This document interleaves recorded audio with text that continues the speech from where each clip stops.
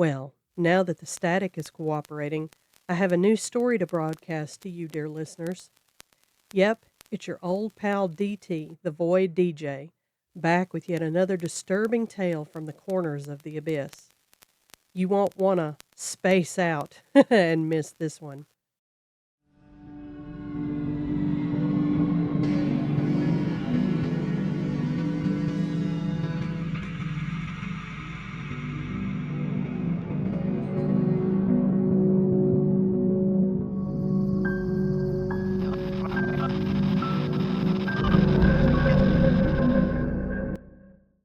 This week's story comes from the literal depths of space. Pumpkin says he's heard what happens to cats shot into space, and he's not a fan.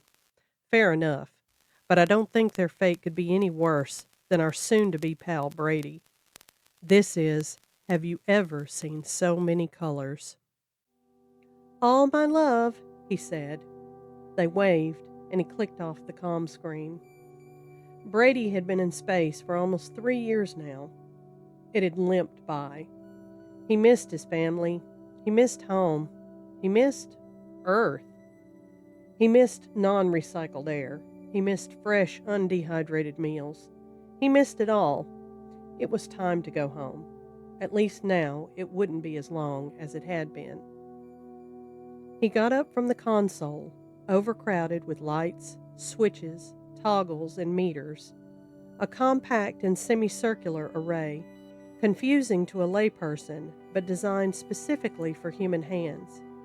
He grabbed a clipboard from an adjacent table and began to make his daily rounds, though by now he knew the carefully organized lists by heart. He carried it with him and went over each item line by line, like a pilot before takeoff. In space, you can't afford to make any mistakes. He walked the halls of the ship, motion sensors activating lights and deactivating others to save on resources. He checked air scrubbers, fuel pressure indicators, oximeters, radiation detectors, and on and on. Some were visual inspections. Some had to have short programs run for diagnostics. It was mundane, but took up a good part of his morning. There is no morning in space. He was still on Earth time. Halfway through his checkup, he passed a large open array of windows on the front of the ship. He almost always stopped here and looked out into the void. Pinpoints of light from distant stars peppered his field of vision. Strange constellations glared back at him.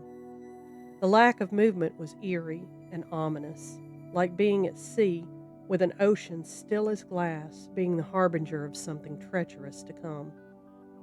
Indulging the human habit of pareidolia, he had found objects and animals in the connected dot pages of the sky. Just as he was about to continue on, a flicker caught his attention out of the corner of his eye. He snapped his head around to see more flickering.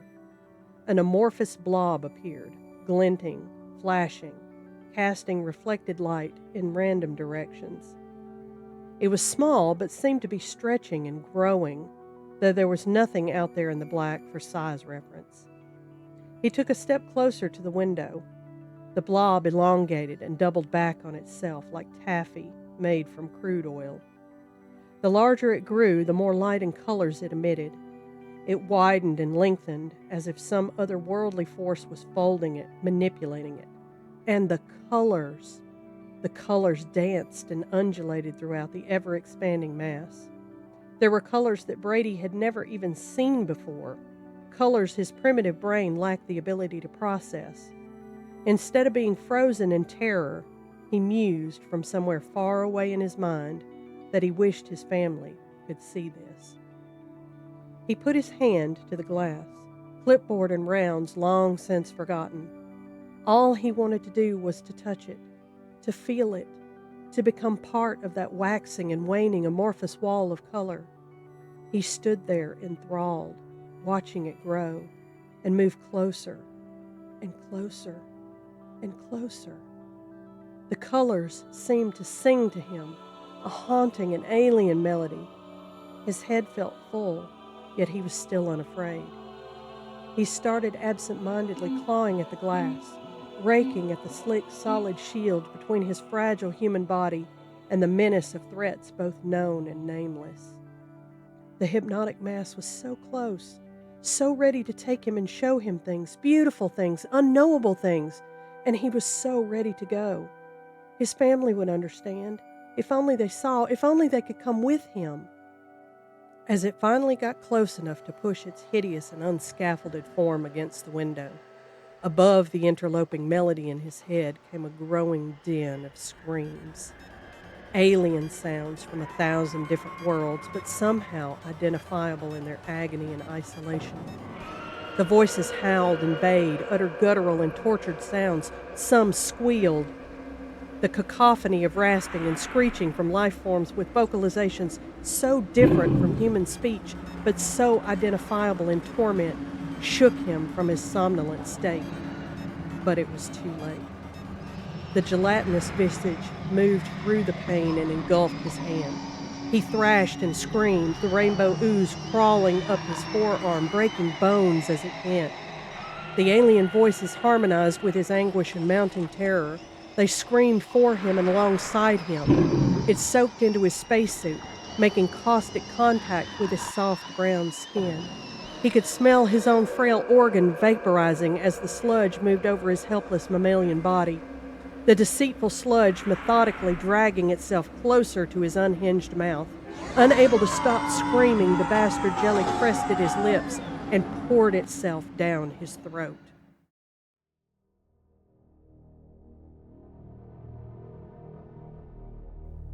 "Let's make this quick," a voice says. "It's not like this ship was sending a distress signal." "We need to be sure," comes another. Beams of light bounce off the interior walls. The systems, long since defunct. Fully geared military-style spacesuits wander the halls of an ancient ship. Nothing really looks amiss until they reach the front windows. "What in the blue fuck happened here?" one says. "Is everything okay, Private?" comes the reply. "You need to come see this. I'm not really sure what happened," says the first voice. Then, as the second voice meets up with the first, stunned silence. A body lies frozen on the floor from years of being adrift in space. The windows are coated with long streaks of frozen and dried blood. The corpse has no head. It has exploded into a slushy puddle of blood and brain matter.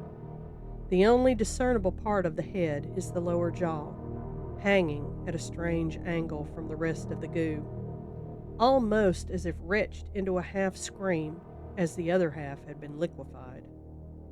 They examine the window more closely. Glancing down, the blood seems to have come from this guy's fingers. They look out into the abyss and wonder what otherworldly force caused this to happen to this person.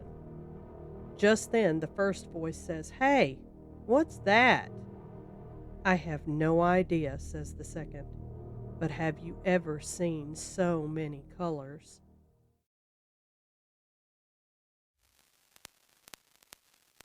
Wow, that one was nothing short of brutal. And Brady's family will never know. I guess it's for the best. You'd never look at a pack of Crayolas the same way now, would you?